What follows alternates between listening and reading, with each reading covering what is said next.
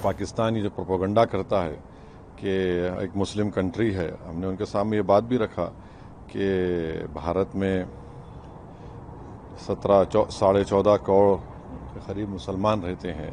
भारत में जो हमारे उलेमा हैं, चाहे वो बरेलवी मसलक के हों, देवबंदी मसलक के हों, अहले हदीस हों, अहले तशी हों, इन उलमाओं का कोई मुकाबला पाकिस्तान के उलमा नहीं कर सकते। पाकिस्तान का प्रोपेगेंडा झूठ है। बीजेपी सांसद बैजयंत पांडा के नेतृत्व में सर्वदलीय प्रतिनिधि मंडल ने सऊदी अरब में भारत का पक्ष रखा।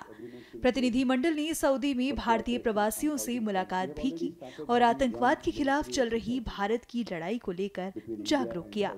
वहीं प्रतिनिधि मंडल के सदस्य असदुद्दीन ओवैसी ने पाकिस्तान के प्रोपेगेंडा की पोल खोलकर रख दी। हमारी यहाँ पर मुलाकात शुरा काउंसिल के हेड से हुई। उसके बाद हमारी मुलाकात हुई 2 घंटे तक आदिल जुबैर, जो पहले फॉरेन मिनिस्टर थे सऊदी अरब के, 2 घंटे से उनसे बहुत डिटेल मुलाकात हुई। फिर आज हम 2 थिंक टैंक्स में गए। कल एक थिंक टैंक था, आज एक थिंक टैंक था, और आज हम यहाँ पर जो एक अरब यूनिवर्सिटी है फॉरेंसिक साइंसेस की, जिसका गुजरात फॉरेंसिक साइंस से MOU था। तो इस ट्रिप में अगर आप देखेंगे तो सबसे पहली बात यह है कि किंगडम ऑफ सऊदी अरेबिया में 27 लाख लोग भारत के यहाँ पर रहते हैं, काम करते हैं। और जो हमारा जो फॉरेन एक्सचेंज हर भारत का नागरिक जाता है देश को, उसका एक बहुत बड़ा हिस्सा किंगडम ऑफ सऊदी अरेबिया से जाता है। तो 27 लाख लोग यहाँ पर रहते हैं। फिर हम जहाँ भी मिले डेलीगेशन ने उनको बताया कि कैसा टेररिज्म पाकिस्तान की तरफ से किया जा रहा है और कैसा निशाना बनाया जा रहा है भारत के नागरिकों को। तो हमारा ये हमने उनके सामने बात रखी कि पाकिस्तान को FATF ग्रे लिस्ट में दोबारा लाया जाए, और ये तमाम किंगडम ऑफ सऊदी अरेबिया उसका मेंबर है FATF का। 2018 में उन्होंने हमारी मदद की थी। उसके बाद हम देखे कि पाकिस्तान पर थोड़ी बहुत रोक टोक लगी उसके ऊपर। तो अच्छी मुलाकातें रहीं, जिम्मेदारों से बात रही, उनके भी कंसर्न्स थे, हमने उनको बताया। बाज़ ने कहा कि आप बातचीत का क्या मरहला हो सकता है। हमने कहा कि हमने पहले बातचीत की 26/11 के बाद, पठानकोट के बाद, मगर उसका कोई नतीजा निकला नहीं, उल्टा हमको नुकसान ही हुआ।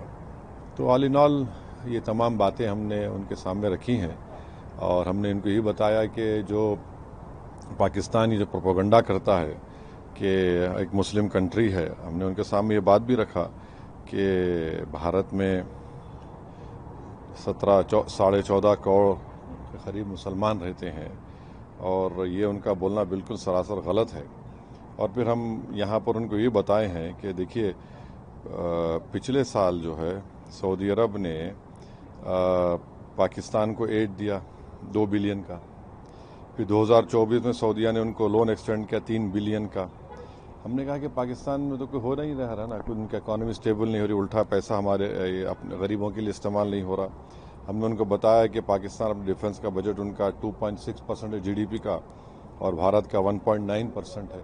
तो ये कंट्रास्टिंग हमने बताया कि फिर करीब हमारा $50 बिलियन का उनसे हमारा ट्रेड है, बायलैटरल ट्रेड है। और फिर हमने उस पाकिस्तान के प्रोपेगेंडे का मैंने उसको बताया कि इस्लामिक यूनिवर्सिटी मदीना में है, और वहाँ पर जो प्रॉफेट मोहम्मद सल्लल्लाहु अलैहि वसल्लम की सीरत पर जो किताब पढ़ी जाती है, उसका नाम रहीक़ुल मख्तूम है।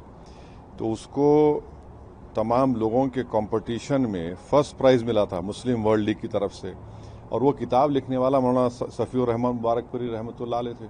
आज उनकी किताब पढ़ाई जाती है वहाँ पर। तो ऐसे कई भारत में जो हमारे उलेमा हैं, चाहे वो बरेलवी मसलक के हों, देवबंदी मसलक के हों, अहले हदीस हों, अहले तशी हों, इन उलमाओं का कोई मुकाबला पाकिस्तान के उलमा नहीं कर सकते।